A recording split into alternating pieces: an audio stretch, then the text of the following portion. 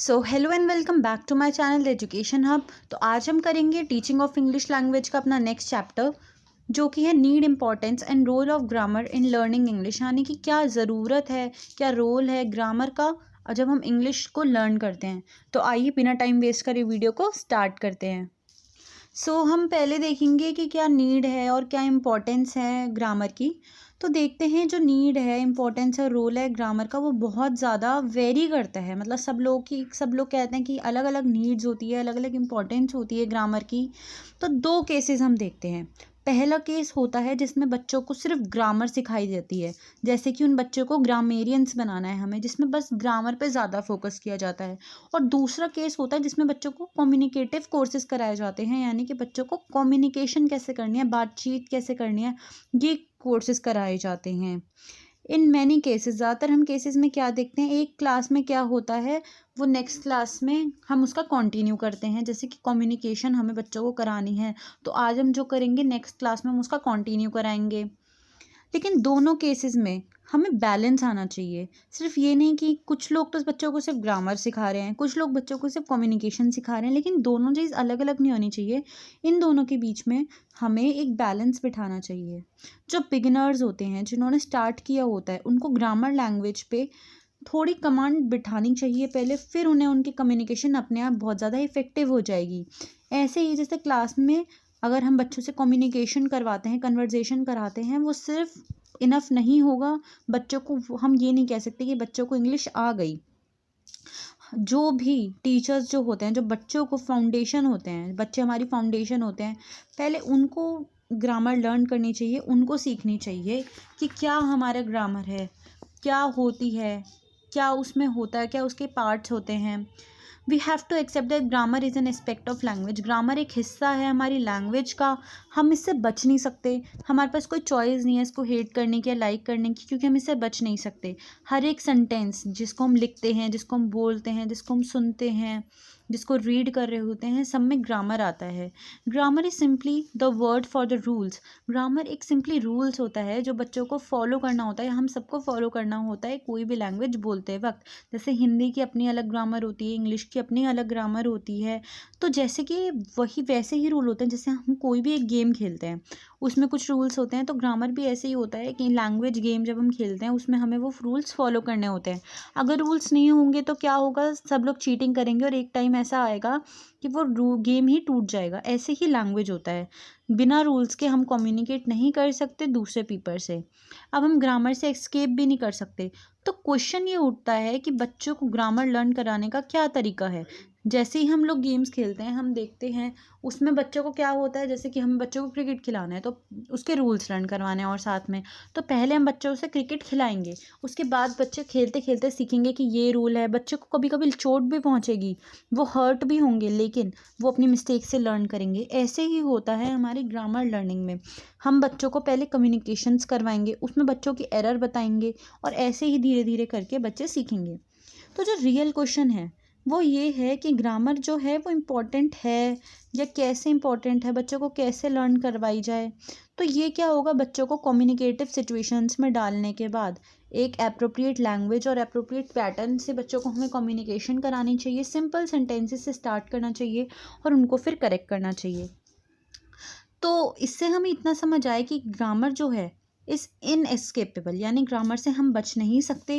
ये बैकबोन होती है कोई भी लैंग्वेज की, और हमें अगर कम्युनिकेट करना है, इफ़ेक्टिवली कम्युनिकेशन करनी है, तो हमें ग्रामर पे अच्छा रूल होना चाहिए, हमारी अच्छी कमांड होनी चाहिए। जब भी हम कुछ लिखते हैं, हम जज होते हैं हमारी ग्रामर से। जैसे कि हम कुछ बोलते हैं तो हम वो गलत क्या बोल रहे होते हैं, हमारे उसमें कुछ ग्रामेटिकल मिस्टेक्स होती है। हमें कोई जॉब्स करनी है, हमें कोई रिप्लाई करना है, आजकल सोशल मीडियाज़ बहुत ज़्यादा इन्फ्लुएंस में है, बहुत ज़्यादा यूज़ होते हैं, ऑनलाइन चैटिंग्स होती है, तो उसमें हमें क्या देखना होता है, बहुत ज़्यादा फोकस करना होता है हमारी इंग्लिश ग्रामर पे। अब जो पीपल होते हैं वो ज़्यादा कम्युनिकेट करते हैं अपनी राइटिंग से। आजकल हम लोग देखते हैं कि बहुत ज़्यादा कम्युनिकेशन हो रहा है through writing. People communicate through writing now more than ever. आजकल बहुत ज़्यादा कम्युनिकेशन होता है, जो टेक्स्ट मैसेज होते हैं, ईमेल होता है, वो स्टैंडर्ड बन गया हमारे बिजनेस का, या डिफरेंट डिफरेंट फॉर्म्स हम फिल करते हैं इंटरनेट पे, तो वो बहुत ज़्यादा बेसिक चीज़ है। उसमें क्या होना चाहिए, क्या चीज़ हम मेन देखते हैं कि प्रॉपर स्पेलिंग है, गुड इंग्लिश ग्रामर है कि नहीं, तो हम ये से देखते हैं। और बहुत फ़नी क्या होता है इसमें, एब्रीविएशंस यूज़ करी जा रही हैं। जैसे कि अगर मैं बोलती हूँ, नीचे देखिए, I am going to store, I am going TOO वाला टू द स्टोर, तो लोग हमें जज करेंगे कि यू आर रॉन्ग। बट अगर मैं बोलती हूँ I am going to the store, यानी जब हम नंबर वाला 2 लिखते हैं तो हम उसे बोलते हैं, हम तो बहुत ज़्यादा मॉडर्न हैं। देखिए, जैसे मैं बोलती हूँ I am going to the store, तो सब लोग हमारा मजाक उड़ाएंगे कि हमने क्या बोला। लेकिन मैंने बोला I am going to the store, तो ये एक हमारे मॉडर्न लैंग्वेज होगा, जबकि ये करेक्ट नहीं है, अगर एक्सेप्टेबल नहीं है, लेकिन फिर भी ग्रामर पे हमें बहुत ज़्यादा फोकस करना चाहिए।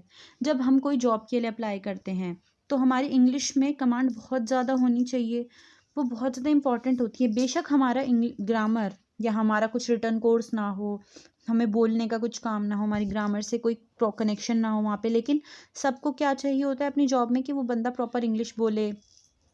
जो ग्रामर होती है वो बहुत ज़्यादा इम्पॉर्टेंट होती है एडवांस लेवल पे भी, हम स्टार्ट कर रहे हो या एडवांस्ड हो, सबसे ज़्यादा इम्पॉर्टेंट होती है ग्रामर।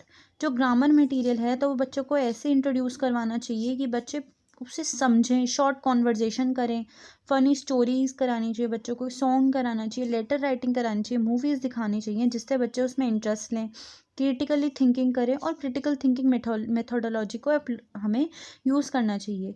ग्रामर जो होती है वो बहुत ज़्यादा बच्चे अच्छे से तभी कर पाएंगे जब हम बच्चों को बोलें, एक अनप्रिपेयर्ड स्पीच बोलने को कहें।